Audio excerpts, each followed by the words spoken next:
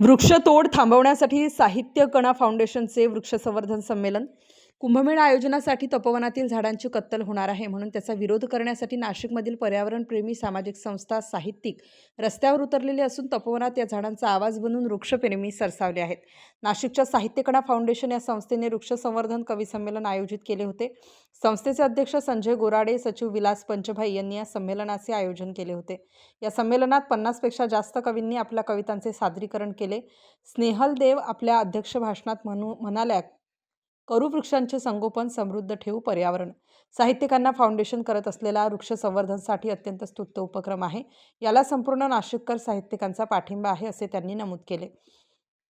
अध्यक्ष संजय गोराडे म्हणाले, प्रशासनाने झाडे तोडून नाशिकमधील नागरिकांच्या जनभावना दुखावल्या आहेत. त्याचा आम्ही निषेध करतो. हा साहित्यिकाचा आक्रोश आहे व या संदर्भातील 50 कवितांचे निवेदन माननीय जिल्हाधिकारी साहेब नाशिक यांना देण्यात येणार आहे.